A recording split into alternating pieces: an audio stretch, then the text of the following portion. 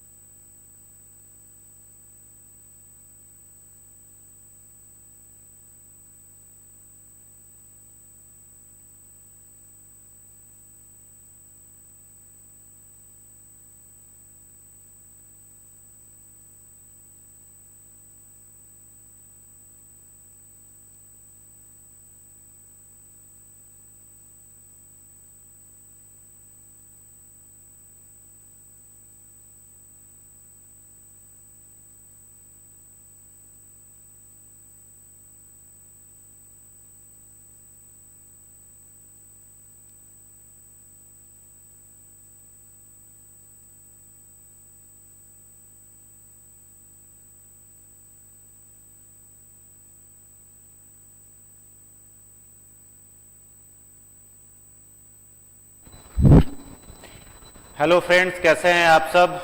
उम्मीद करते हैं सभी लोग अच्छे होंगे, खूब खुश होंगे, खूब जम करके पढ़ाई कर रहे होंगे, अपनी तैयारी को आगे बढ़ा रहे होंगे।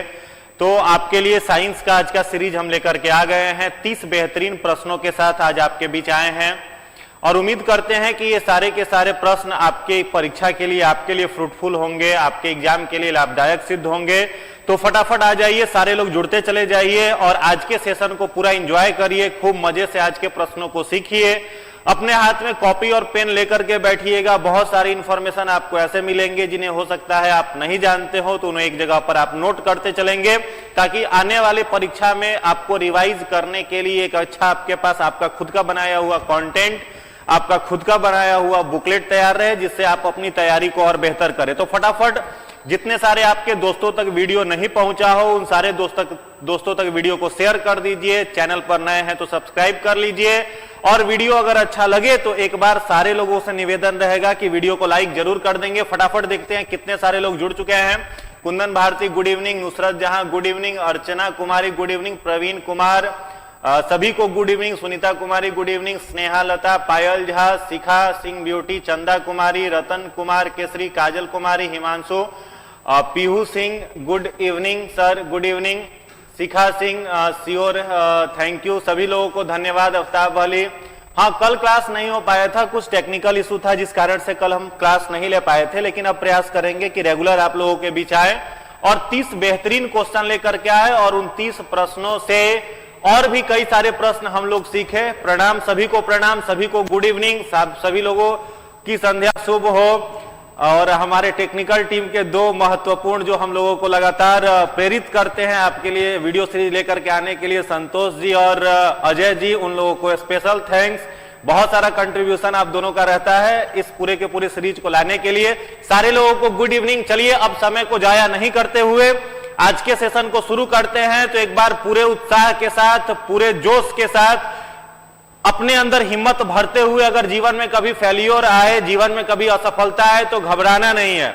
किसी शायर ने कहा है, रोने से बिगड़ा हुआ मुकद्दर नहीं बनता, हवाओं में ताश का महल नहीं बनता। ध्यान से सुनिएगा, किसी ने कहा है हवाओं में ताश का महल नहीं बनता, रोने से बिगड़ा हुआ मुकद्दर नहीं बनता। दुनिया को जीतने का हौसला रख ए मेरे दोस्त, क्योंकि एक हार से कोई फकीर और एक जीत से कोई सिकंदर नहीं बनता। तो जीवन में अगर एक सफलता मिले तो वहां पर अपने आप को रोक नहीं लेना है, और जीवन में अगर एक असफलता मिले तो खुद को तोड़ नहीं लेना है। लगातार आगे बढ़ने के लिए खुद को सेल्फ मोटिवेट आप करते रहिए और पूरे जोश और उत्साह के साथ अपनी पढ़ाई को दिन दोगुना और रात चौगुना बढ़ाइए। सफलता आपसे बहुत दूर है नहीं, सफलता आपसे बहुत दूर है नहीं, वो आपके बहुत नजदीक है और बहुत जल्द वो आपको प्राप्त होगी। आप निश्चित सारे लोग अपने अपने क्षेत्रों में सफल होंगे, ऐसी आप सभी को शुभकामना है। चलिए प्रश्नों का सिलसिला आपके लिए शुरू करते हैं। चलिए सारे लोगों को गुड इवनिंग, सारे लोग फटाफट जुड़ जाइए और पूरे सेशन को एंजॉय करिए। चलिए पहला प्रश्न आपके लिए हम लेकर के आए हैं। आज का पहला प्रश्न है, ध्यान से पढ़ेंगे, आराम से पढ़ने के बाद इसका आंसर करेंगे। पहले पूरे मन से ध्यान से प्रश्नों को पढ़िए और पूरे इम्तिमान के साथ उत्तर देंगे। चलिए पहला प्रश्न आपके लिए है, ध्यान से पढ़ेंगे। पहला प्रश्न है आपके लिए, निम्नलिखित कथनों पर विचार कीजिए। भारत पैगोलिन, यहां पर पैगोलिन ही होगा, एक इंग्लिश वर्ड है पैगोलिन, ठीक है। तो प्रश्न कह रहा है, भारत पैगोलिन प्रकार के दंत रहित स्तनपायी नहीं पाए जाते हैं। भारत में पैगोलिन प्रकार के दंत रहित स्तनपायी नहीं पाए जाते हैं। इसी का दूसरा स्टेटमेंट कह रहा है, केवल उलक प्रकार के कपी, एक लंगूर, कपी का मतलब होता है लंगूर, ठीक है, एक लंगूर की प्रजाति है जिसको कहा जाता है उलक, उसके बारे में चर्चा की गई है। केवल उलक प्रकार के कपी ही भारत में पाए जाते हैं। अब आपको इसमें से बताना है कि कौन सा उत्तर सही है। ध्यान से पढ़िए, उसके बाद अजय कुमार कह रहे हैं सभी लोग लाइक करें, शेयर करें, प्लीज सब्सक्राइब करें, प्लीज चले। अजय जी के बात को आप सब लोग मान लो, फटाफट लाइक कर दो। बेहतरीन क्वेश्चन आपके लिए लेकर के आए हैं और शानदार प्रश्न है आपके लिए। चलिए सभी लोगों को राधे राधे, जय श्री कृष्ण। चलिए फटाफट जुड़िए और आंसर करिए। पहला प्रश्न आपके स्क्रीन पर आ चुका है, इसका आंसर करिए। पहला प्रश्न, भारत में, प्रश्न आपका कह रहा है कि भारत में पैगोलिन प्रकार के दंत रहित स्तनपायी नहीं पाए जाते हैं। दूसरा है, केवल उलक प्रकार के कपी ही भारत में पाए जाते हैं। केवल उलक प्रकार के कपी ही भारत में पाए जाते हैं। चलिए फटाफट आंसर करिएगा, ठीक है। देखिए इसका जो राइट आंसर इस प्रश्न का निकल करके आ रहा है, इस प्रश्न का राइट आंसर है सी, ठीक है। तो जितने सारे लोगों ने सी आंसर टिक किया है उन लोगों का आंसर सही है। जितने सारे लोगों ने सी आंसर टिक किया है उनका सभी का उत्तर सही है। बी आंसर कैसे आप सोच रहे हैं, देखिए समझिएगा। पैगोलिन प्रकार के दंत रहित स्तनपायी भारत में नहीं पाए जाते, बेसिकली ये ऑस्ट्रेलिया में पाए जाते हैं, ठीक है, ऑस्ट्रेलिया में पाए जाते हैं। जबकि कपी का मतलब आपको मैंने क्या बताया, लंगूर की एक प्रजाति है, जैसे गोरिल्ला, जैसे गिब्बन, ठीक है। तो इस तरीके गोरिल्ला टाइप का जो आपका लंगूर का प्रजाति है वो अफ्रीकन कंट्री में पाया जाता है, ठीक है। तो गोरिल्ला प्रकार का जो प्रजाति है कपी का वह अफ्रीकन देशों में पाया जाता है। तो भारत में कपी का मतलब लंगूर का केवल एक ही प्रजाति पाया जाता है, ध्यान रखोगे, जिसको हम लोग क्या कहते हैं, उलक कहते हैं। क्या कहते हैं, उलक कहते हैं। तो ये स्टेटमेंट भी सही है और पहला स्टेटमेंट भी सही है। आपको याद रखना है पैगोलिन प्रकार के जो दंत रहित जीव है वो ज्यादातर कहां पर, तो ऑस्ट्रेलियाई देशों में पाए जाते हैं और कुछ एशिया के भी कुछ जगहों पर ये पाए जाते हैं, लेकिन भारत में ये नहीं पाए जाते हैं। तो इसका राइट आंसर जो होगा वो क्या हो जाएगा, सी। चलिए अगले प्रश्न की तरफ आगे बढ़ते हैं। आज का अगला प्रश्न आपके लिए है, यही सेम क्वेश्चन है। चलिए नेक्स्ट क्वेश्चन है आपके लिए, पेड़ की आयु का पता लगाया जाता है। कोई आपके पास प्लांट हो और कहे कि कितना साल पुराना है, तो कैसे पता करोगे, फटाफट आंसर बताइए। प्रणव कृष्णागरे सबसे पहले आंसर मेरा था, वेरी गुड, बहुत बहुत साधुवाद आपको, आपने सही उत्तर दिया। चलिए देखिए, पेड़ की पत्तियों को की गणना करके उम्र लगाना है तो पत्ता गिनो बैठ करके। दूसरा है उसके जड़, उसके छड़ पर बनने वाले वलयों की संख्या की गणना करके, यानी उसका जो पूरा का पूरा स्टेम है उस पर गणना कर करके वलयों का। सी है पेड़ की शाखाओं की गणना करके। डी है उसकी ऊंचाई का माप करके। चलिए फटाफट आंसर बताइए, फटाफट आंसर बताइए। चलिए आंसर आने लगा, बी बी बी, लगातार आंसर आने लगा। बहुत सारे लोग बी कह रहे हैं, बहुत सारे लोग बी कह रहे हैं। जितने सारे लोग और टाइप कर करके अगर आप आंसर बताते हैं, प्रश्नों का उत्तर अगर आप टाइप करके बताते हैं तो वो और बेहतरीन होगा। प्रश्नों का उत्तर जितने सारे लोग बी आंसर कह रहे हैं उन सारे लोगों का उत्तर बिल्कुल ही सही है। इस प्रश्न का जो सही उत्तर है वो होगा पेड़ के वलयों को गिन करके हम लोग उसकी आयु का पता लगाते हैं। जैसे गांव से अगर आप बिलोंग करते होंगे तो आपने देखा होगा, पेड़ को जब काट दिया जाता है तो उसके ऊपर वाले सरफेस पर आपको अलग अलग वलय दिखाई देते हैं। उन्हीं को काउंट करके वृक्षों के आयु के बारे में हम लोग जानकारी प्राप्त करते हैं, उसके बारे में हम लोग पता लगाते हैं। एक प्रश्न मेरे तरफ से है, यहां पर ऑप्शन एक डी आप देख रहे हो, पेड़ की ऊंचाई का माप करके कह रहा है। तो हम आपसे पूछना चाहते हैं कि which instrument is use to measure the height of the plant. पौधों की ऊंचाई को मापने के लिए हम लोग किस यंत्र का उपयोग करते हैं, और यह प्रश्न मैंने पिछली बार क्विज में आपसे पूछा था।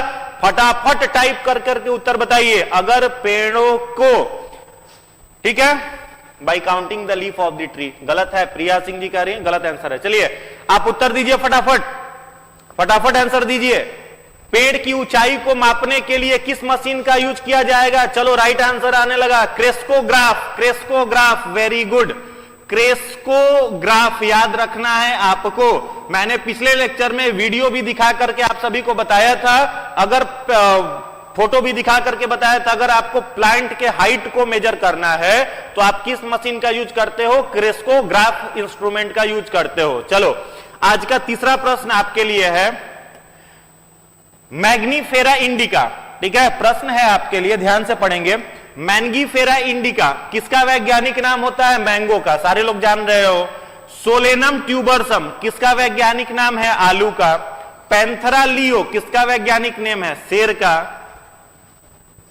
इंडिका, ट्यूबरोसम और लियो, यह सब क्या नाम है? तो स्पेसीज नेम है। ये क्या प्रदर्शित करता है? द्विनाम पद्धति, टेक्सोनोमिक हेरारकी, पहचान या विशिष्ट विशेषण। चलिए फटाफट कमेंट कर करके आंसर बताइए। जितने लोगों ने मेरा क्लास YouTube पर देखा है, मेरा बायो का लेक्चर कंप्लीट डाला हुआ है चैनल पर, जितने सारे लोगों ने मेरा लेक्चर देखा है वो लोग इस प्रश्न का सही उत्तर दे पाएंगे। तो ध्यान से पढ़िए और उत्तर दीजिए फटाफट। देखते हैं क्या आंसर आ रहा है। कुछ लोग ए कह रहे हैं, कुछ लोग बी कह रहे हैं, कुछ लोग बाइनोमियल नोमेनक्लेचर कह रहे हैं, कुछ लोग टैक्सोनॉमी, कुछ लोग हेरारकी, सब आंसर आने लगा। सभी प्रकार के उत्तर आ रहे हैं, तो सब तो आंसर ऑब्वियसली आपका गलत ही होगा। चलो देखते हैं, ध्यान दीजिएगा। यहां पर जो आप देख रहे हैं, दो वर्ड में आम का नाम लिखा हुआ है। क्या लिखा हुआ है? मैंगीफेरा और इंडिका। एक वैज्ञानिक आए थे जिन्हें द्विनाम पद्धति का जनक कहा जाता है, ठीक है। तो वैज्ञानिक का अगर पूछा जाए कि किसने द्विनाम पद्धति की जन्म दिया, फादर ऑफ बाइनोमियल नोमेनक्लेचर आपसे पूछा जाए, तो आप किसका नाम बताओगे? Carolus Linnaeus. किसका नाम बताओगे? Carolus Linnaeus. ये एक वैज्ञानिक थे, इन्होंने बाइनोमियल नोमेनक्लेचर दिया था, पहली बात। दूसरी बात ये कि बाइनोमियल नोमेनक्लेचर देने के लिए इनके पास समस्या क्या आई थी? जैसे मान लो यहां पर आलू है, आप आलू खरीदते हो भारत में तो क्या कहोगे कि दुकान पर जाकर के कहते हो कि आलू दे दो, पोटैटो दे दो, तो वो दे देगा आपको। लेकिन आप चले जाओ चाइना में, तो चाइना में जाओगे तो आप आलू कैसे मांगोगे? उसको क्या बोलोगे? जिंगपिंग बोलोगे, कुछ बोलोगे, तो वो आलू देगा कि क्या देगा नहीं पता है। तो आपको क्या करना पड़ेगा? कुछ अलग नाम वहां पर होगा। तो लीनियस के मन में एक बात आई कि क्यों ना हम एक ऐसा नोमेनक्लेचर बना दे, नामकरण की एक ऐसी पद्धति बना दे कि जो हम नामकरण कर दे बाइनोमियल नोमेनक्लेचर पर, पूरे वर्ल्ड वाइड में उसको उसी नाम से जाना जाए। और इसके लिए उन्होंने क्या बताया? इसके लिए उन्होंने क्या बताया? बाइनोमियल नोमेनक्लेचर का पूरा सिस्टम कैरोलस लीनियस जो थे वो लेकर के आए थे। ठीक है, अब इस बाइनोमियल नोमेनक्लेचर में क्या होता है? दो वर्ड का यूज किया जाता है। पहला वर्ड जो होता है इसे हम लोग कहते हैं जीनस नेम, और दूसरा एक वर्ड होता है, इसको हम लोग कहते हैं स्पेसीज नेम। ठीक है, जीनस नेम और स्पेसीज नेम। जैसे मान लो आपसे कहे कि यहां पर मेंढक को हम लोग मेंढक कह रहे हैं, लेकिन बाइनोमियल नोमेनक्लेचर में हम उसे मेढक ना कह करके क्या कहेंगे? राना टिग्रेना। मेंढक को क्या कहेंगे? राना टिग्रेना। तो राना यहां पर मेढक का जीनस नेम है, वहीं पर टिग्रेना जो है वो मेंढक का क्या है? स्पेसीज नेम है। ठीक है, राना मेढक का क्या है? जीनस नेम है। टिग्रेना मेढक का क्या है? स्पेसीज नेम है। ठीक है, तो उसी प्रकार से यह लिखा गया है। तो यहां पर मैग्नीफेरा क्या है? Genus name. इंडिका क्या है? Species name. तो प्रश्न पूछा गया था कि यह सिस्टम क्या है, तो आंसर निकल करके आएगा द्विनाम पद्धति, binomial system, binomial nomenclature. Very good, very good. चलिए, जितने सारे लोगों ने इसका पूरा का पूरा दिया है बाइनोमियल नोमेनक्लेचर, सभी का उत्तर बिल्कुल ही सही है। अब एक और प्रश्न आपसे पूछते हैं। वैज्ञानिक का नाम तो मैंने बता दिया, कैरोलस लीनियस। आपको आंसर करना है कि डाइवर्सिटी पर कैरोलस लीनियस ने कौन सी किताब लिखी थी। एकदम खूब पूछता है परीक्षा में। दो किताब का नाम एकदम याद ही कर लो, एक origin of species written by Charles Darwin, और दूसरा याद कर लो कि कौन सी किताब कैरोलस लीनियस ने लिखी। थोड़ी देर के बाद हम आंसर बताएंगे, पहले आप कमेंट में आंसर बताओ। चलो, which book was written by Carolus Linnaeus? फटाफट आंसर करिए। क्या कोई बात नहीं, रॉन्ग आंसर हो गया, कोई दिक्कत नहीं, नया चीज इंफॉर्मेशन सीखिए और आगे सुधार करिए, कोई दिक्कत नहीं है। चलिए बताइए, कैरोलस लीनियस ने कौन सी किताब लिखी थी डाइवर्सिटी के ऊपर? Which book was written by Carolus Linnaeus on diversity? Diversity पर। चलिए, सही आंसर आने लगा। प्रियदर्शनी जी कह रही है सिस्टेमा नेचुरे। सिस्टेमा नेचुरे सही उत्तर आने लगा। तो आपको याद रखना है डाइवर्सिटी पर कौन सी किताब लिखी गई थी?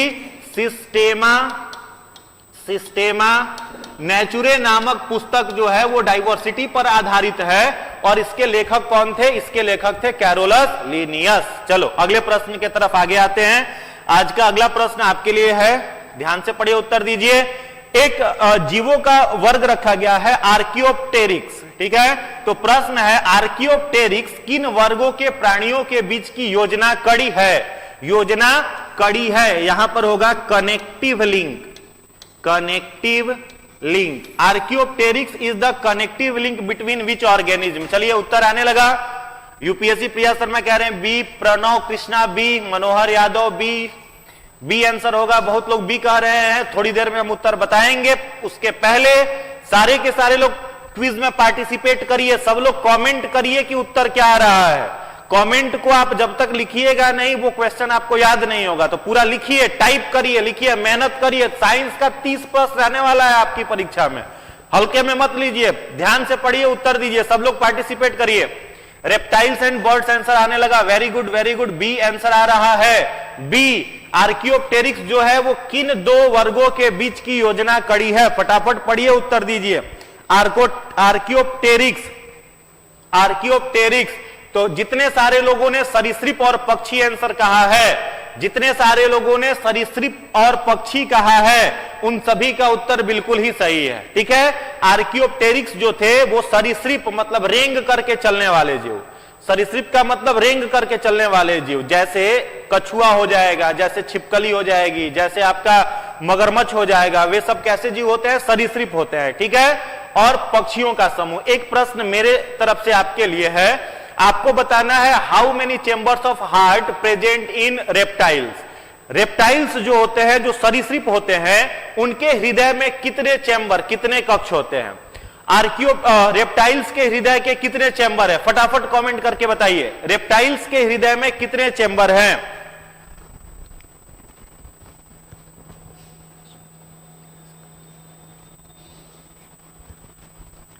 फटाफट कमेंट करिए और उत्तर बताइए, रेप्टाइल्स के हृदय में कितने चैम्बर है? चलिए आंसर आने लगा। 4 कुछ लोग कह रहे हैं, कुछ लोग 3 कह रहे हैं, 4 3 में कंफ्यूजन है। चलिए देखते हैं। देखो रेप्टाइल्स जितने सारे होते हैं, सबके हार्ट में चैम्बरों की संख्या जो होती है वो कितनी होती है? 3 चैम्बर, ठीक है। रेप्टाइल्स के हार्ट में चैम्बरों की संख्या कितनी हो जाएगी? 3। 2 ऑरिकिल हो जाएगा और एक क्या हो जाएगा? वेंट्रिकल हो जाएगा, ठीक है। पहला चीज। दूसरा, इस रेप्टाइल्स का एक अपवाद है, एक ही एक्सेप्शन है। कौन है? क्रोकोडाइल, मगरमच्छ। और मगरमच्छ के हार्ट के चैम्बरों की कितनी संख्या हो जाती है?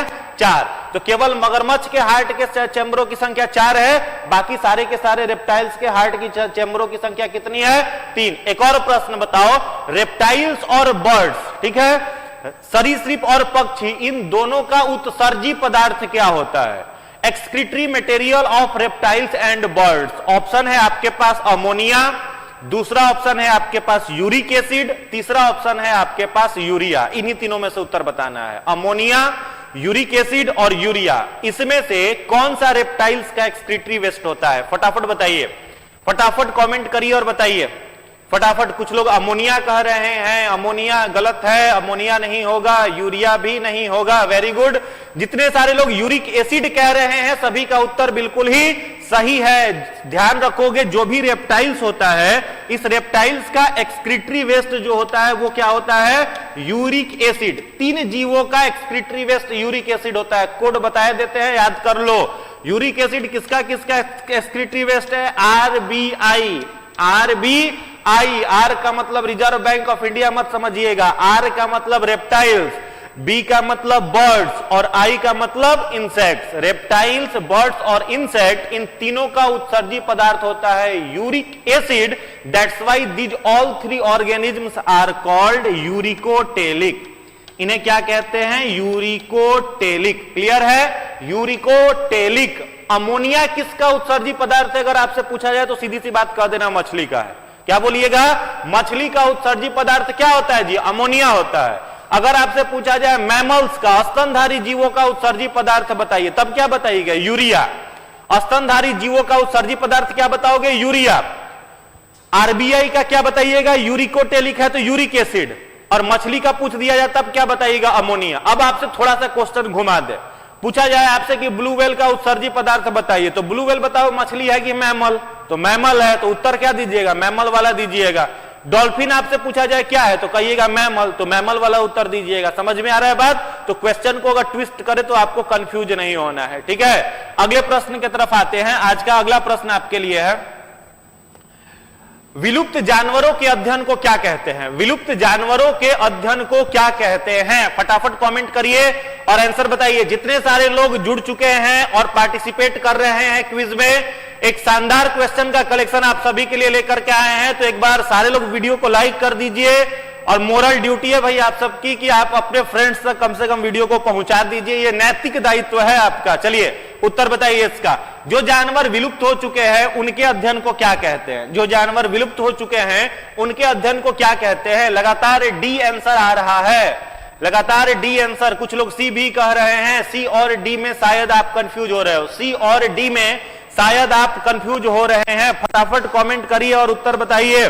प्रश्न है आपके लिए, विलुप्त जानवरों के अध्ययन को क्या कहा जाता है? तो इसका जो राइट आंसर निकल करके आ रहा है, विलुप्त जानवरों का अध्ययन पैलेंटोलॉजी कहलाता है। क्या कहलाता है? Palaeontology. Very good, very good. जितने सारे लोग डी उत्तर कर रहे हैं सभी का आंसर 100% सही है। अब चलो अगला प्रश्न आपके लिए है, अगला प्रश्न आपके लिए है, ध्यान से बताइएगा। पक्षी जो होता है, पक्षी, बर्ड्स, बर्ड्स के अध्ययन को क्या कहते हैं? The branch of biology where we study about birds are called. Option यही 4 है भाई, बताओ बर्ड्स के अध्ययन को क्या कहते हैं? Study of birds. फटाफट बताइए, हाँ बताइए। हाँ, पक्षियों के अध्ययन को क्या कहते हैं बताइए, फटाफट कमेंट करिए। Ornithology, ornithology, very good very good. तैयारी आप लोगों की बहुत शानदार है, रिजल्ट होना ही होना है, फुल कॉन्फिडेंस में रहो। तो ornithology is the study of birds, ठीक है। पंछियों के अध्ययन को हम लोग क्या कहते हैं, ऑर्निथोलॉजी। उसके बाद ये बेचारा चुपचाप बैठा हुआ है, जियोलॉजी। तो जियोलॉजी को अगर हम लोग थोड़ा सा सुधार दे और यहां पर जूलॉजी कर दे तो यह किसका अध्ययन हो जाता है, एनिमल का। क्या हो जाता है, एनिमल का अध्ययन क्या कहलाता है, जूलॉजी। पंछियों का अध्ययन ऑर्निथोलॉजी, और विलुप्त हो चुके जीवों का अध्ययन पैलेंटोलॉजी। अगर थोड़ा सा क्वेश्चन घुमा दे, यहां पर विलुप्त हटा दे, जीवाश्म का अध्ययन पूछ दे, फॉसिल्स का, तो फॉसिल्स का भी होगा तो पैलेंटोलॉजी से ही रिलेटेड वो भी रहता है, ठीक है। तो अगर ऑप्शन में पैलेंटोलॉजी दे दे तो आप उसको टिक कर दीजिएगा, या फिर आपको आर्कियोलॉजी दे दे, आर्कियोलॉजी, तो उसको भी आप टिक कर सकते हैं। आपको अब चॉइस कर लेना है कि वहां ऑप्शन में क्या दे रहा है। चलिए अगला प्रश्न है आपके लिए, छठा क्वेश्चन है। सी एनीमोन एक जंतु का नाम है, सी एनीमोन प्रश्न कर रहा है, सी एनीमोन किस संघ से संबंधित है। 4 फाइलम का नाम बोर्ड पर है, फटाफट बताइए। सी anemone is belongs from which phylum, C anemone is belongs from which phylum, बताइए फटाफट। ऑप्शन ए है आर्थ्रोपोडा, ऑप्शन बी है निडेरिया, ऑप्शन बी है सी है पोरीफेरा, ऑप्शन डी है मोलस्का। इन 4 में से कोई एक सही उत्तर है, फटाफट बताइए, फटाफट बताइए, फटाफट बताइए क्या आंसर आ रहा है। तो लगातार आंसर आने लगा, बी बी, कुछ लोग ए कह रहे हैं, ए बी डी में कंफ्यूजन है। शानदार क्वेश्चन है आज का क्वेश्चन, बहुत सीरियस होकर के खेलिए गेम को, ठीक है, और ध्यान से के लिए राइट आंसर देने का प्रयास करिए। तो इसका जो राइट आंसर होगा बी होगा, निडेरिया। क्या होगा, निडेरिया होगा, ठीक है। अब इन बाकी ऑप्शन पर हम लोग काम कर लेते हैं, ठीक है, ध्यान से देखना। यहां पर क्या लिखा हुआ है, ऑर्थोपोडा, तो 2 वर्ड्स से ये बना हुआ है। पहला वर्ड है इसमें ऑर्थो, तो ऑर्थो का मतलब होता है ज्वाइंटेड, जुड़ा हुआ। दूसरा वर्ड है इसमें पोडा, PODA, इस पोडा का मतलब होता है पैर। तो जिन जंतुओं का पैर आपस में कनेक्टेड रहता है, जुड़ा हुआ रहता है, उन जंतुओं को क्या कहा जाता है, ऑर्थोपोडा। ध्यान रखना है, arthropoda is the largest phylum of animal kingdom. जंतु जगत का सबसे बड़ा फाइलम कौन सा है, तो यही है। पूछा जाए आपसे कि जंतु जगत का सबसे बड़ा संघ का नाम बताओ, तो क्या आंसर दोगे, ऑर्थोपोडा। क्या आंसर दोगे, arthropoda is the largest phylum of animal kingdom. इसमें सबसे अलग अलग प्रजाति के जंतु हैं, और जितने कीड़े मकोड़े हैं, जितने भी इंसेक्ट हैं, सारे के सारे इंसेक्ट किस में आते हैं जी, ऑर्थोपोडा में आते हैं। दूसरा यहां पर लिखा हुआ है पोरीफेरा, नाम से ही स्पष्ट है, पोर यहां पर है, पोर, PORE। तो पोरीफेरा के जीवों को क्या कहा जाता है, स्पॉन्ज। क्या कहा जाता है, स्पॉन्ज, क्योंकि इनके पूरे शरीर में छेद रहता है, स्पॉन्जी शेप रहता है, इस कारण से इन्हें पोरीफेरा कहा जाता है।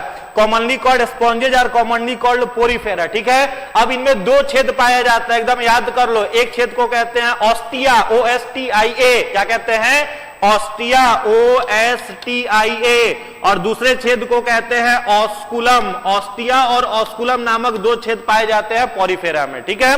उसके बाद यहां पर लिखा हुआ है मोलस्का, तो एक जंतु का नाम आप सुने होंगे, ऑक्टोपस। सुने हैं कि नहीं सुने, सुने होंगे, सुने ही होंगे। क्या जंतु का नाम है, ऑक्टोपस। ऑक्टोपस में ऑक्टो 8 को पैर रहता है, तो ऑक्टोपस जो है वो किस फाइलम से बिलोंग करता है, मोलस्का से बिलोंग करता है। कोई डाउट कि नहीं को, कोई डाउट नहीं होना चाहिए, वेरी गुड। चलिए, तो सी एनीमोन किस फाइलम से बिलोंग करेगा, निडेरिया।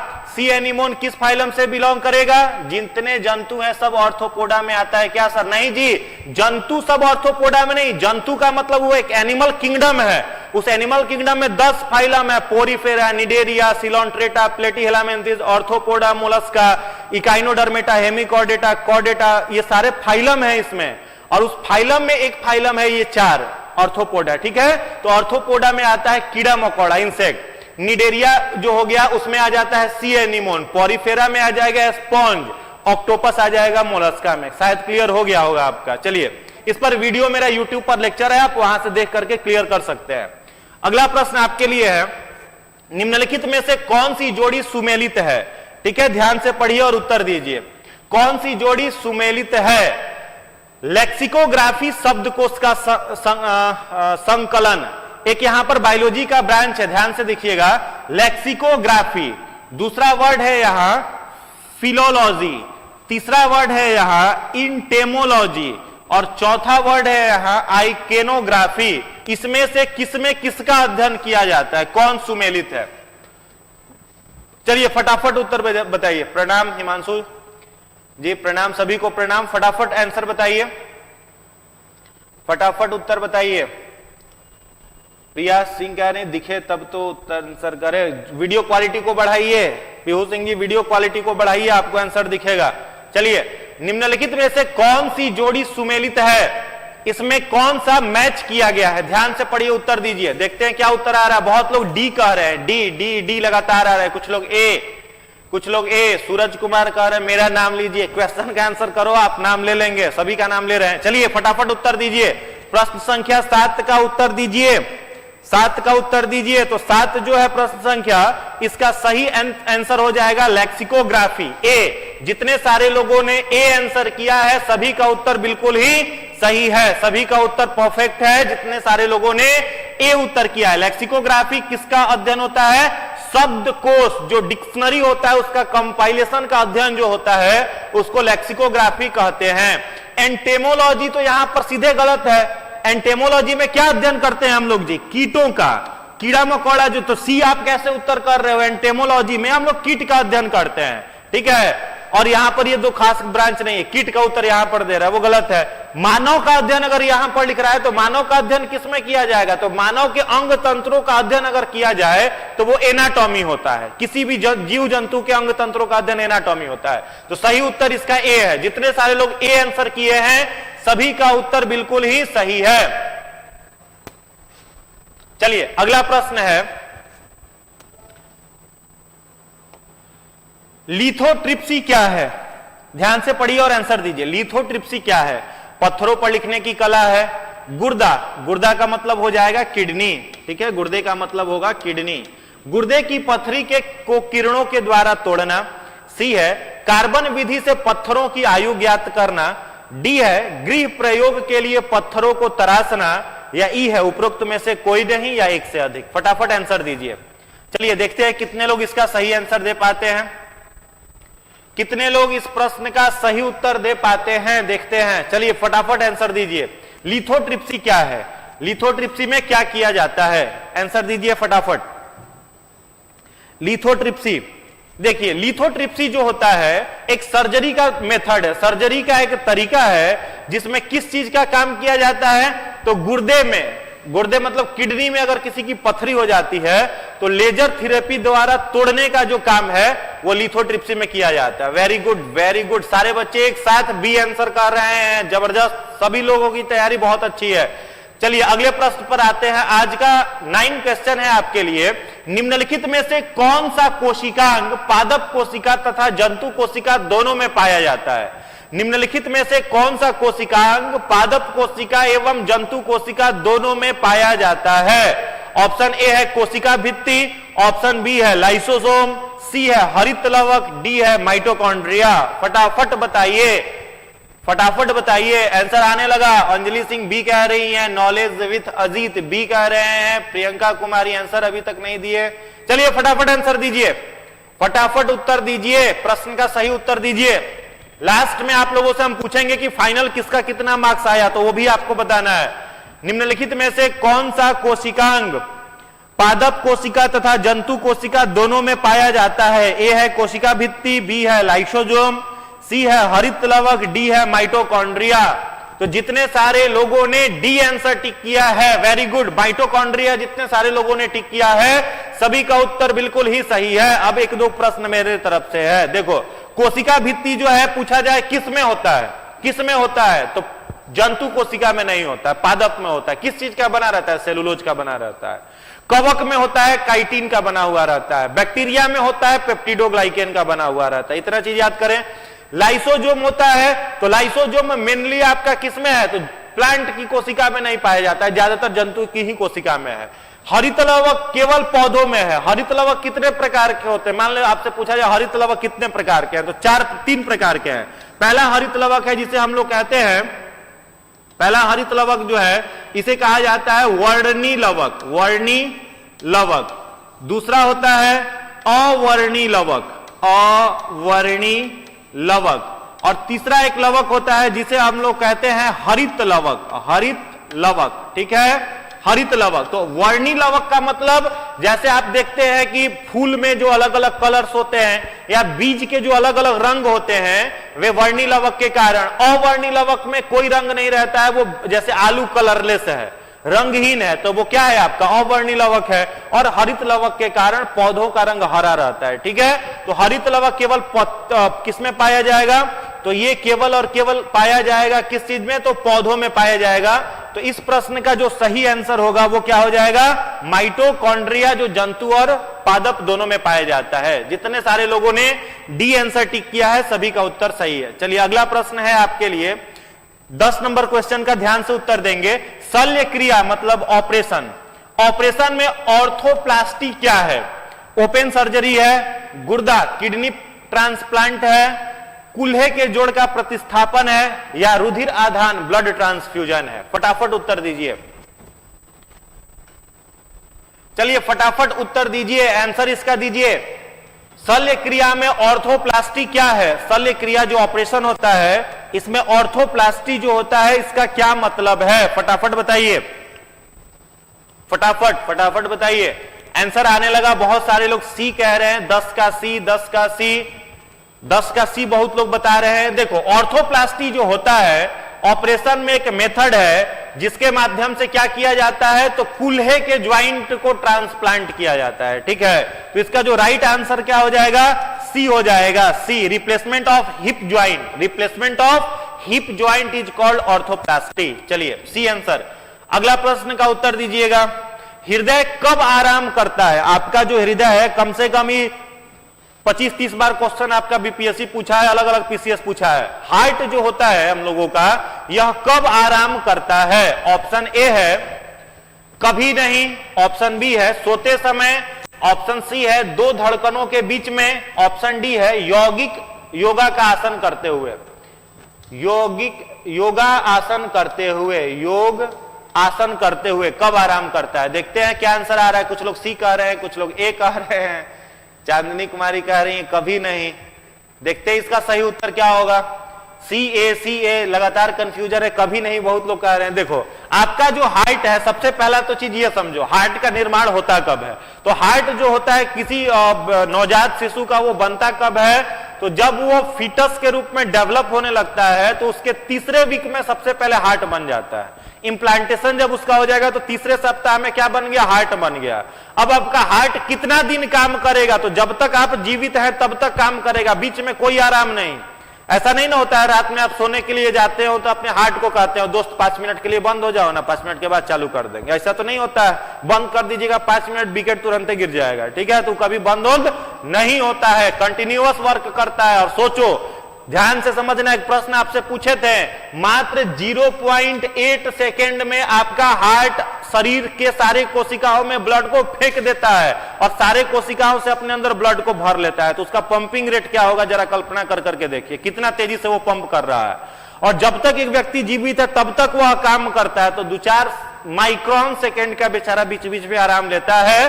तो इसका जो राइट आंसर होगा वो क्या हो जाएगा, 2 धड़कनों के बीच में। वेरी गुड, जितने सारे लोगों ने सी आंसर टिक किया है, सी आंसर टिक किया है, सभी का उत्तर बिल्कुल ही सही है, 2 धड़कनों के बीच में। अब 2 धड़कन का मतलब क्या होता है वो बताओ, 2 धड़कन का मतलब बताओ। तो हार्ट आपका 2 तरीके का प्रेशर जनरेट करता है दोस्त, एक जनरेट करता है जिसे हम लोग कहते हैं सिस्टोलिक प्रेशर, आपका हार्ट एक प्रेशर जनरेट करता है, इसको कहते हैं सिस्टोलिक, और दूसरा प्रेशर जनरेट करता है, इसे हम लोग कहते हैं डायस्टोलिक प्रेशर। सिस्टोलिक प्रेशर का जो वैल्यू होता है वह होता है 120 mmHg, वहीं पर डायस्टोलिक प्रेशर का वैल्यू होता है 80 mmHg, और इन दोनों को मिला दो तो बन गया ब्लड प्रेशर, ठीक है। तो हार्ट जो है वो 2 धड़कनों के बीच आराम करता है। चलिए अगले प्रश्न पर आते हैं, आंसर दीजिए, ध्यान से पढ़िए और आंसर दीजिए। सही लगा के गलत कर दिए तो कॉन्फिडेंस रखिए, हाँ सी होगा उसका आंसर। कॉन्फिडेंस रहिए, एक बार जो टिक कर दिए वो सही है, अदला बदली करोगे तो गलती होगा ही। चलो, मानव शरीर के किस अंग में लसिका कोशिकाएं पाई जाती हैं, यकृत में यानी लीवर में, दीर्घस्थि में हड्डियों में, अग्नाशय में, पैनक्रियाज में, या तिल्ली में, स्प्लीन में? फटाफट आंसर करिए। मानव शरीर के किस अंग में लसिका कोशिकाएं, लिम्फ सेल जो होता है वो कहां पर पाया जाता है? लिम्फ सेल कहां पर पाया जाता है? लिम्फ सेल कहां पर पाया जाता है? लिम्फ सेल कहां पर पाया जाता है? फटाफट बताओ। देखो, लिम्फ सेल जो है, इस प्रश्न का जो सही उत्तर होगा वह होगा तिल्ली। तिल्ली का मतलब स्प्लीन, प्लीहा, जहां पर जाकर के आपका क्या डेट करता है? तो आरबीसी जाकर के बेचारा चुपचाप वहीं पर मर जाता है 120 दिन के बाद, ठीक है। तो स्प्लीन में कौन सा कोशिका बनता है? लिम्फ कोशिका। लिम्फ सेल का निर्माण कहां होता है? स्प्लीन में, प्लीहा में। चलिए अगला प्रश्न है आपके लिए 30 नंबर क्वेश्चन। जोड़ते रहना, कितना नंबर आ रहा है लास्ट में पूछेंगे, बताना होगा। अगला प्रश्न है, कुनैन जो मलेरिया के लिए एक प्रमुख औषधि है वो प्राप्त होती है। मलेरिया का एक दवाई है, देखो मलेरिया, क्या नाम है? कुनैन, जो मलेरिया की एक औषधि है, कहां से प्राप्त की जाती है? एकदम जबरदस्त क्वेश्चन है, अनपैरेलल, कहीं नहीं मिलने वाला है। ध्यान से पढ़िए, उत्तर दीजिए, सही करिए, श्योर रिजल्ट समझिए। कुनैन मलेरिया की एक प्रमुख औषधि है, कहां से प्राप्त की जाती है? आवृत बीजी पौधे से, या बैक्टीरिया से, या ईस्ट से, या शैवाल से? देखते हैं आंसर क्या आ रहा है। सिकोना तो आप कह ही रहे हो, सही उत्तर है, लेकिन यहां ऑप्शन में सिकोना थोड़ी ना दे रखा है।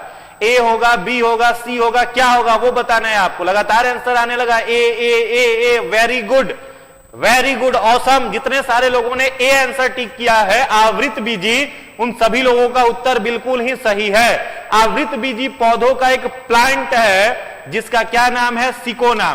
क्या नाम है? सिकोना। तो सिकोना का जो पौधा होता है, ट्री होता है, उसके छाल से प्राप्त किया जाता है क्या? कुनैन। और इस कुनैन का उपयोग किसमें किया जाता है? तो मलेरिया के दवाई में। अभी कुछ दिन पहले जिस समय भारत में ये आपका कोविड क्लाइमेक्स पर था, तो अमेरिका के प्रेसिडेंट ने भारत से मांग की थी, ये भारत में प्रचुर मात्रा में होता है, तो मांगा गया था कि आप अपने यहां से साहब हमको दीजिए और इससे जो है हम कोविड पर कुछ उपचार का काम करेंगे। आपने सुना होगा, न्यूज में देखा ही होगा। चलिए, इसका ए सही आंसर है। अगला प्रश्न 14 है, रोगजनक।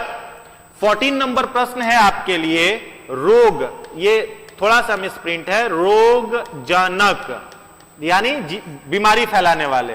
रोगजनक जीवाणु स्रावित करते हैं। रोगजनक जीवाणु क्या निकालते हैं? बताइए, रोगजनक जीवाणु क्या निकालते हैं? Hydroxychloroquine. Very good.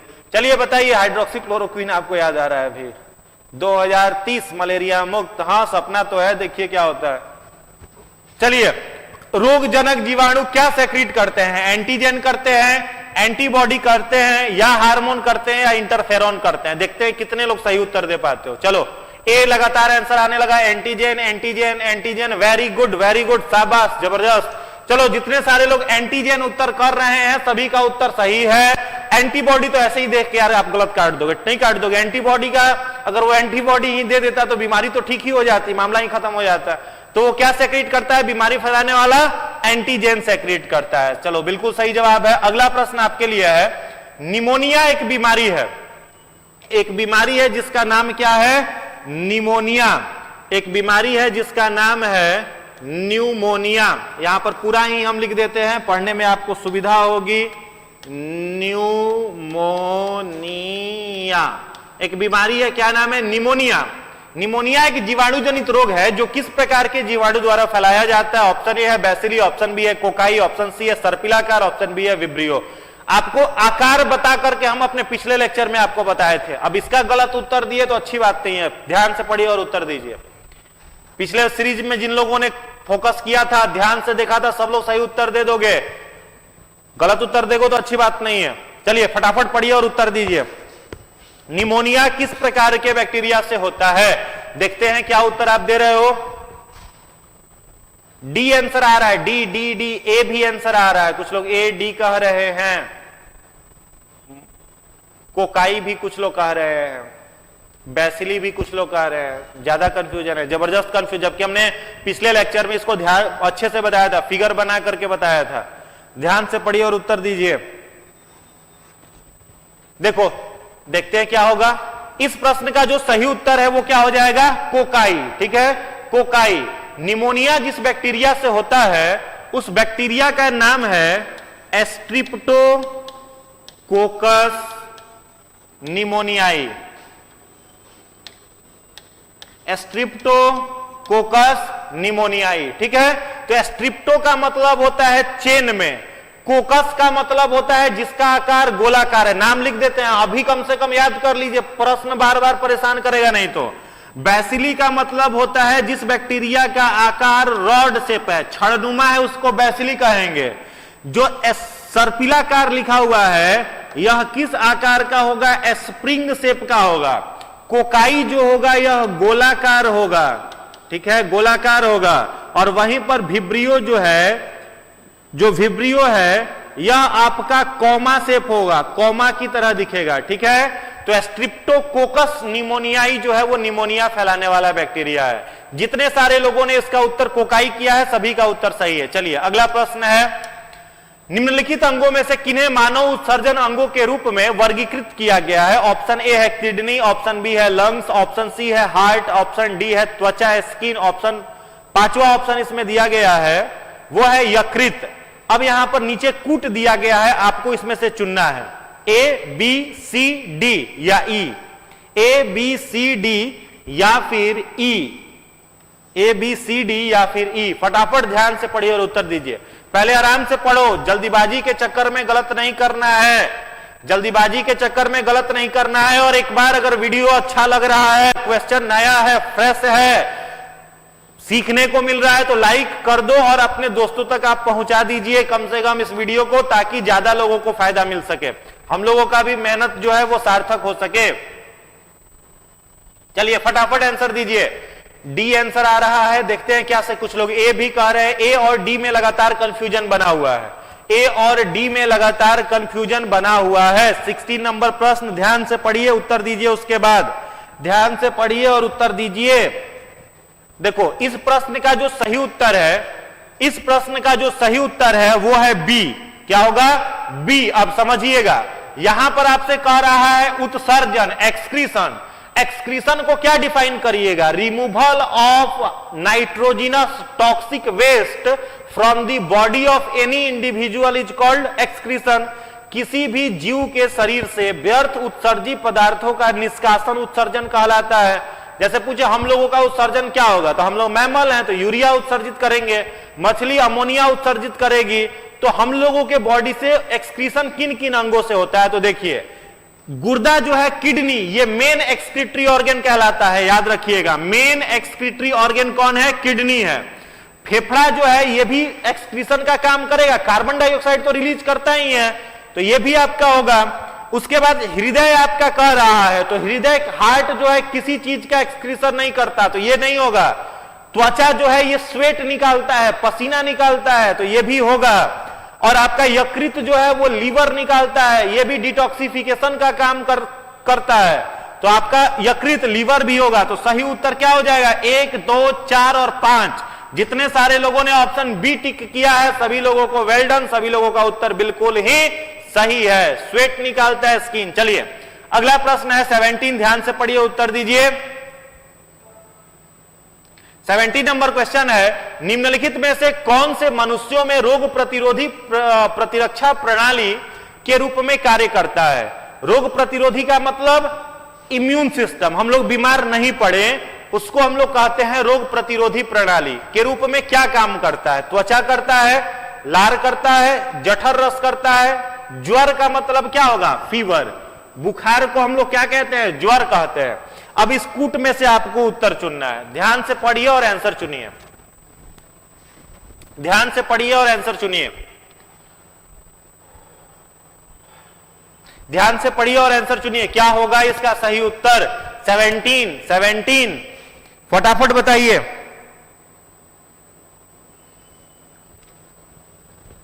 Very good, very good. जितने सारे लोगों ने उसका आंसर डी दिया है, जितने सारे लोगों ने आंसर डी दिया है सभी लोगों का उत्तर सही है। देखो, प्रतिरोध प्रणाली का काम क्या करता है? बीमारियों से जो हमें बचाता है, तो त्वचा तो बचाता ही है, ब्लड के कांटेक्ट में कुछ पैथोजेंस ना आ जाए तो त्वचा बचाता ही है। सेलाइवा जो है, लार होता है, एसिडिक होता है, भोजन में अगर कुछ अंदर जाने वाला होता है तो लार यहीं पर उसको रोक करके बाहर निकालने का काम करता है। जठर रस, गैस्ट्रिक जूस, इसका पीएच मान होता है, याद रखेंगे, गैस्ट्रिक जूस का जो पीएच मान है 1.2 है।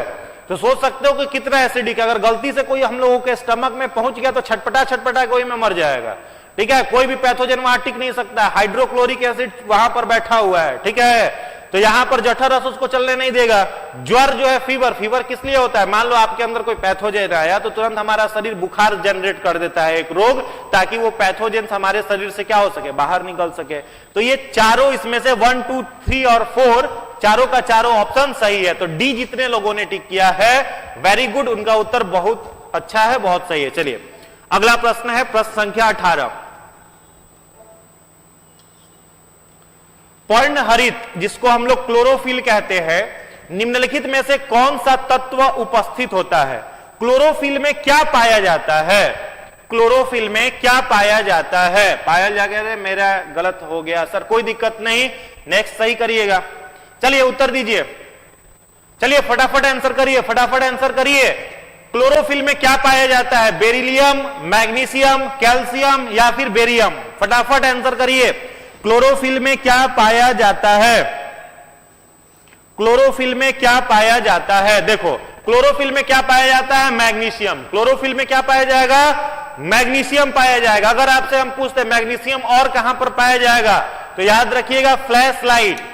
फ्लैश लाइट जो होता है उसमें भी क्या पाया जाता है? मैग्नीशियम। फ्लैश लाइट जो होता है कहां पर पाया जाता है? फ्लैश लाइट, मैग्नीशियम जो होता है वो फ्लैश लाइट में भी पाया जाता है, फ्लैश लाइट में। चलो एक प्रश्न आपसे पूछते हैं, सबसे भारी धातु का नाम बताओ। सबसे भारी धातु का नाम बताना है, हेवीएस्ट मेटल का नाम। सबसे भारी धातु का नाम बताइए पीरियोडिक टेबल में। सबसे भारी धातु का नाम ऑसियम। वेरी गुड, जितने सारे लोग ऑसियम कह रहे हैं सभी का उत्तर बिल्कुल ही सही है। हाँ जी, फ्लैश लाइट में भी आपका पाया जाता है क्या? मैग्नीशियम। ऑसियम जो है वो क्या है? सबसे हेवीएस्ट मेटल है, सबसे भारी धातु है। चलिए अगला प्रश्न देखते हैं, आज का 18 नंबर क्वेश्चन है। वसा में घुलनशील विटामिन है, the vitamin which is soluble in fat. वसा में घुलनशील विटामिन का नाम ऑप्शन दिया हुआ है, बताइए। ऑस्मियम बिल्कुल ही सही जवाब है। ऑस्मियम जितने लोग कह रहे हैं सभी का उत्तर बिल्कुल ही सही है। चलिए अब अगला प्रश्न आपके लिए आ गया है, उस पर ध्यान दीजिए, उस पर केंद्रित होइए। चलिए अगला प्रश्न आ गया है, उस पर ध्यान दीजिए, उस पर केंद्रित होइए। चलिए, वसा में कौन सा विटामिन घुलनशील है?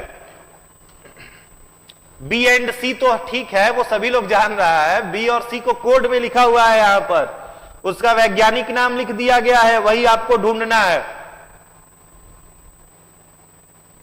चलिए फटाफट बताइए, टोकोफेरॉल या niacin, calciferol, carotene, tocopherol, ascorbic अम्ल, कैल्सीफेरॉल, राइबोफ्लेविन, थियामीन, कैरोटीन या बायोटीन? इनमें से कोई नहीं, इनमें से एक से अधिक। फटाफट कमेंट करिए, आंसर बताइए। प्रश्न संख्या 19, प्रश्न संख्या 19, प्रश्न संख्या 19। वेरी गुड, बी आंसर जितने लोग कह रहे हैं, बी आंसर जितने लोग कह रहे हैं सभी का उत्तर सही है। ये है डी, ये है ए और ये है सी। डी ए सी, ठीक है, मिला लेंगे। D A E, sorry D A E यहां होगा, सी गलती से लिख दिया, D A E. Very good. Tocopherol को क्या बुलाया जाता है? Vitamin A. कैरोटीन का मतलब tocopherol vitamin E, carotene vitamin A, और कोलीकैल्सीफेरॉल जो होता है उसको हम लोग बोलते हैं विटामिन डी। बिल्कुल सही जवाब है। जितने सारे लोगों ने बी आंसर किया है सभी का उत्तर बिल्कुल ही सही है। चलिए अगला प्रश्न है, नेक्स्ट क्वेश्चन का जवाब दीजिए।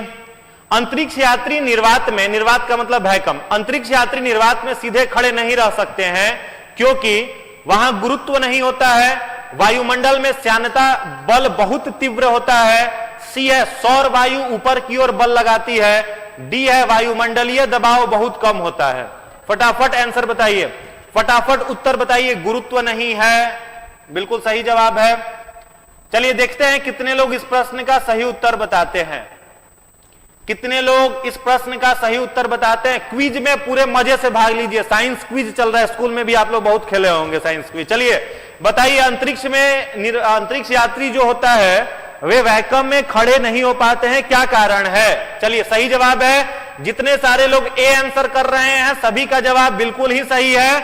वहां पर क्या नहीं होता? ग्रेविटेशन जो होता है वो नहीं होता है, इसलिए वे सीधे खड़े नहीं रह सकते हैं। ए इज द राइट आंसर। चलिए अगला प्रश्न है, अंतरिक्ष यान जो चक्कर लगा रहा है उसमें से एक सेब अगर फेंक दिया जाए तो क्या होगा? यह सब प्रेजेंस ऑफ माइंड पर बनने वाला क्वेश्चन है। ए है पृथ्वी की ओर गिरेगा, बी है कम गति से गतिमान होगा, सी है अंतरिक्ष यान के साथ साथ उसी गति से गतिमान होगा, ऑप्शन डी है अधिक गति से गतिमान होगा। फटाफट बताओ, कमेंट करो। सी आंसर आने लगा, कुछ लोग ए कह रहे हैं, कुछ लोग ए और सी दोनों कह रहे हैं, कंफ्यूजन है शायद। चलिए बताइए क्या आंसर होगा। अगर नया क्वेश्चन आपको मिल रहा है तो सभी लोगों से निवेदन है एक बार लाइक जरूर कर देंगे, उससे हम लोगों को मोटिवेशन मिलता है और अच्छे अच्छे प्रश्न हम लोग आपके लिए लेकर के आते हैं। ठीक है, ये सीरीज जो आप देख रहे हैं ये सेलेक्ट करना पड़ता है क्वेश्चन, तब आपके लिए लेकर के आया जाता है। तो अगर आपको नए इंफॉर्मेशन मिल रहे हैं तो सभी लोगों के से रिक्वेस्ट है कि वीडियो को एक बार जरूर लाइक कर दीजिए और अपने फ्रेंड्स तक, जो भी आप ग्रुप में स्टडी करते हैं उन तक शेयर कर दीजिए। चलिए फटाफट उत्तर दीजिए, 21 नंबर प्रश्न का सही उत्तर जो है वो क्या होगा? फटाफट उत्तर दीजिए, फटाफट। चलिए देखते हैं इसका सही उत्तर क्या होगा। तो इसका सही उत्तर होगा सी, अंतरिक्ष यान के साथ साथ उसी गति से वो भी क्या करेगा? घूमना शुरू कर देगा। C is the right answer. Very good, very good. जितने सारे लोग सी आंसर किए हैं सभी का उत्तर सही है, अंतरिक्ष यान के साथ साथ उसी गति से वो भी घूमना शुरू कर देगा। 22 नंबर प्रश्न है, लोहे की कील पारे पर तैरती है जबकि वह पानी में डूब जाती है। लोहा का कोई कांटी है, पानी पारे पर डाल दो लेट पर, वो क्या करेगा? तैरेगा। पानी में डाल दो डूब जाएगा। क्या कारण है बताओ, क्या कारण है बताइए? चलिए फटाफट बताइए। लोहे की कील पारे पर तैरती है, लेड पर तैरती है। पारा मतलब लेड, सॉरी एच जी। पारे का मतलब यहां पर क्या हो जाएगा? H G. पारा जो होता है उस पर तैरता है जबकि वह पानी में क्या होता है? डूब जाता है। ए है लोहे की पारे से रासायनिक क्रिया की प्रवृत्ति पानी की तुलना में कम होती है। लोहे का भार पानी के भार से अधिक तथा पारे से कम होता है। सी है लोहे का घनत्व पानी से अधिक तथा पारे से कम होता है। डी है पारा पानी से भारी है। चलिए फटाफट आंसर दीजिए। 22 नंबर प्रश्न का सही उत्तर दीजिए, सही उत्तर दीजिए। वेरी गुड, सी सी सी लगातार आने लगा। जितने सारे लोगों ने इसका उत्तर सी दिया है सभी का उत्तर सही है। लोहे का घनत्व पानी के घनत्व से क्या होता है? अधिक होता है, और पारे का क्या होता है? कम होता है। इस कारण से सी आंसर देने वाले सभी लोगों का सही है। अगला प्रश्न है, परमाणु के कक्षों को भरने का क्रम नियंत्रित होता है। आप लोग बहुत बार पढ़े होंगे इलेक्ट्रॉनिक कॉन्फ़िगरेशन, 11th क्लास में भी आपको मिला होगा। इलेक्ट्रॉनिक कॉन्फ़िगरेशन पढ़े ना 11th क्लास में, वहां पर भी मिला होगा, या फिर आप 9th क्लास में तो सब लोग ऑलमोस्ट पढ़े ही होंगे साइंस, वहां पर आपको मिला होगा। आंसर दीजिए, आंसर दीजिए फटाफट। हुंड्स रूल कह रहे हैं, कैसे हुंड्स रूल होगा जी? कुछ भी कहीं भी आप अप्लाई कर रहे हैं, हुंड्स रूल कहां से होगा?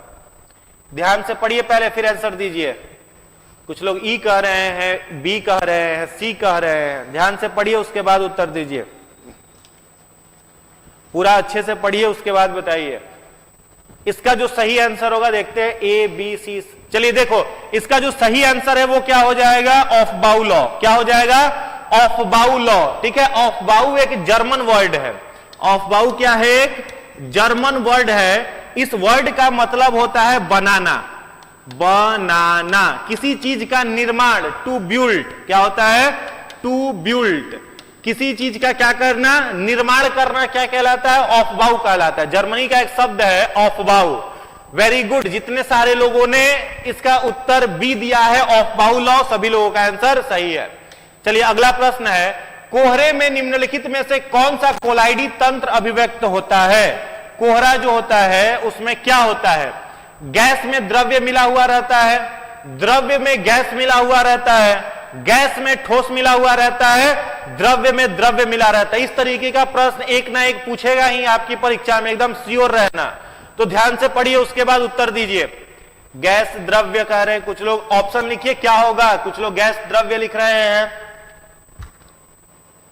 देखते हैं यह प्रश्न कितने लोग सही कर पाते हैं। कोहरे में निम्नलिखित में से कौन सा कोलाइडी अभिव्यक्त होता है? कोलाइडी तंत्र जो होता है वो अभिव्यक्त होता है।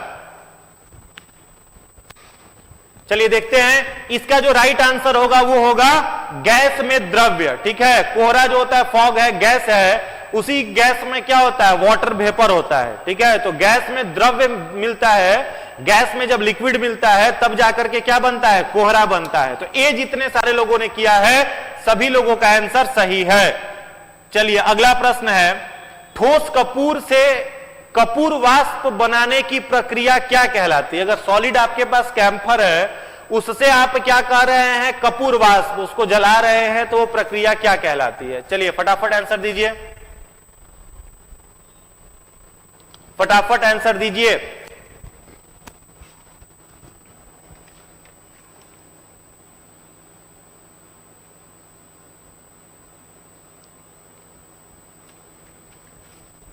फटाफट आंसर दीजिए। बहुत सारे लोग इसका डी कह रहे हैं। डी ऊर्ध्वापातन जो है वो सही आंसर है। ऊर्ध्वापातन जो है वो बिल्कुल ही सही जवाब है। ऊर्ध्वापातन, ऊर्ध्वापातन में क्या होता है? कैम्फर को जब हम लोग जलाते हैं एयर के प्रेजेंस में, तो वो लिक्विड में ना जाकर के डायरेक्टली कन्वर्ट हो जाता है गैसियस स्टेट में। सही है। चलिए अगला प्रश्न है, प्रश्न संख्या 26। अग्निशमक फायर एक्सटिंग्विशर में किस गैस का काम होता है? फायर एक्सटिंग्विशर जो होता है, अग्निशमक जो होता है, उसमें कौन सा गैस यूज किया जाता है? कार्बन डाइऑक्साइड, ऑक्सीजन, हाइड्रोजन या सल्फर डाइऑक्साइड? फटाफट कमेंट करिए और आंसर बताइए। ए आंसर आने लगा, A D A, very good. जितने सारे लोग इसका आंसर कार्बन डाइऑक्साइड कह रहे हैं सभी का जवाब सही है। कार्बन डाइऑक्साइड जो है वो अग्निशमक यंत्र में रखा जाता है। निम्नलिखित में से कौन सा मच्छर प्रतिकर्षकों के रूप में, मच्छर के प्रतिकर्षों के रूप में प्रयोग किया जाता है? निम्नलिखित में से क्या इसमें से है? चार ऑप्शन में है, पाइरेथ्रम है, रोटिनॉन है, इफ्रेडिन है, या इनमें से कोई नहीं मच्छर प्रतिकर्षी के रूप में उपयोग किया जाता है। यह प्रश्न पूछा हुआ है। चलिए फटाफट बताइए, फटाफट। ए और सी, ए और सी, पाइरेथ्रम होगा या फिर आपका रोटिनोन होगा या इफ्रेड्रीन होगा या ऑप्शन डी होगा? प्रश्न संख्या 27, ध्यान से पढ़िए, उसके बाद उत्तर दीजिए। वेरी गुड, वेरी गुड, सही आंसर आने लगा। कुछ लोगों का उत्तर गलत भी है। इसका जो सही आंसर होगा वो होगा पाइरेथ्रम। ठीक है, पाइरेथ्रम का उपयोग किसमें किया जाता है? तो मच्छर के प्रतिकर्षक के रूप में इसका उपयोग होता है। चलिए अगला प्रश्न है आपके लिए, चूहा मारने का जहर किस रासायनिक पदार्थ से बनता है? घर में अगर चूहे परेशान कर रहे हो तो किस रासायनिक का उपयोग किया जाता है? फटाफट कमेंट करिए। Ethyl alcohol, methyl isocyanate, potassium cyanide या इथाइल आइसोसाइनाइड? फटाफट कमेंट करिए और आंसर बताइए। किसका उपयोग किया जाएगा? मच्छर के प्रतिकर्षक के चूहे के मारने के जहर में किस रासायनिक पदार्थ का उपयोग किया जाएगा? चलिए सी आंसर आने लगा। सी सी सी लगातार, पोटेशियम साइनाइड का। किसका उपयोग हम लोग करेंगे? पोटेशियम साइनाइड का उपयोग किया जाता है किस काम में? तो चूहे मारने के जहर में, पोटेशियम साइनाइड। अगला प्रश्न है, रोडोंटिसाइड। रोडोंटिसाइड, रोडोंट किसे कहा जाता है? आप समझ जाओगे तो उसका सही उत्तर दे दोगे। रोडोंट का मतलब होता है कुतरने वाले जीव। ठीक है, जो जीव क्या काम करते हैं? कुतरने का काम करते हैं। तो रोडोंटिसाइड वह रसायन है जिनका प्रयोग किया जाता है किसको नियंत्रण करने के लिए? चमगादड़ों को, बंदरों को, चूहों को या खरगोश को? सी आंसर आ रहा है, रैट। सी बंदर भी आ रहा है। कुछ लोग, बंदर कब से कुतरने लगा? बंदर भी कुतरने का काम कब से करने लगा? ध्यान से पढ़िए, हमने बता दिया कुतरने वाले जीव, रोडोंटिसाइड। रोडोंटो का मतलब होता है कुतरने वाले जीव। ध्यान से पढ़िए, उसके बाद उत्तर दीजिए। ध्यान से पढ़िए, उत्तर दीजिए। चलिए सही आंसर क्या होगा इसमें? सी, चूहा। चूहा को नियंत्रण में लाने के लिए इसका उपयोग किया जाता है, रोडेंटिसाइड का उपयोग किया जाता है। चलिए आज का लास्ट प्रश्न आपके लिए है, यह प्रश्न ध्यान से पढ़िए, सही उत्तर दीजिए। कार्बन डेटिंग का प्रयोग किसकी उम्र निर्धारित करने के लिए किया जाता है? वृक्ष का, पृथ्वी का, फॉसिल्स का या चट्टान का? लास्ट क्वेश्चन है, ध्यान से पढ़िए, उसके बाद उत्तर दीजिए। सी आंसर आ रहा है, सी अभी तक अगला प्रश्न आ चुका है, 30 नंबर क्वेश्चन आ चुका है, उसका आंसर दीजिए। प्रश्न संख्या 30 का उत्तर दीजिए। कार्बन डेटिंग का प्रयोग किसकी उम्र निर्धारित करने के लिए किया जाता है? वृक्षों का, पृथ्वी का, फॉसिल्स का या चट्टान का? फटाफट बताइए। तो कार्बन डेटिंग, चलिए सही आंसर आ रहा है, देखते हैं, बी सी लगातार उत्तर आ रहा है, सी डी ई फॉसिल। चलो देखते ई कहां से होगा। ठीक है, कार्बन डेटिंग का उपयोग हम लोग क्या करते हैं? तो फॉसिल्स के लिए करते हैं। ठीक है, फॉसिल्स, जीवाश्मों के उम्र का निर्धारण करने के लिए किसका उपयोग किया जाता है? कार्बन डेटिंग का उपयोग किया जाता है। वेरी गुड, जितने सारे लोगों ने सी आंसर टिक किया है सभी लोगों का उत्तर सही है। फटाफट अब जोड़ करके बता दीजिए कि आपका कितना नंबर आया। और अगर वीडियो आप बाद में देखिएगा, क्लास खत्म होने के बाद देखिएगा, लाइव सेशन अगर आप अटेंड नहीं कर रहे हैं, फिर भी कमेंट सेक्शन में आप आकर के जरूर बताइएगा कि आपका कितना नंबर आज के टेस्ट में रहा, आज के क्विज में रहा। खूब मन लगा करके पढ़िए, खूब खुश रहिए। सभी लोगों से निवेदन है कि आज के समय में तनाव रहित रहने के लिए, तनाव से दूर भागने के लिए, स्ट्रेस और एंजाइटी से बचे रहने के लिए सिंगल एक उपाय है, मेडिटेशन करिए, ध्यान करिए। सारे लोग सुबह में जग करके एक्सरसाइज, योगा कर करके बॉडी को जरूर फिट रखिए। एक स्वस्थ शरीर में ही एक स्वस्थ मन रह सकता है। अगर स्वस्थ शरीर का स्वास्थ्य खराब है तो उसमें आपका एक हेल्दी माइंड कभी भी काम नहीं करेगा। तो मेंटली फिट रहने के लिए फिजिकली भी फिट अपने आप को रखना पड़ेगा। खूब चुस्त तंदुरुस्त रहिए, खूब मन लगा करके पढ़िए। चलते चलते दो शब्द आप सभी के लिए, सजती रहे खुशियों की महफिल, हर खुशियां सुहानी हो।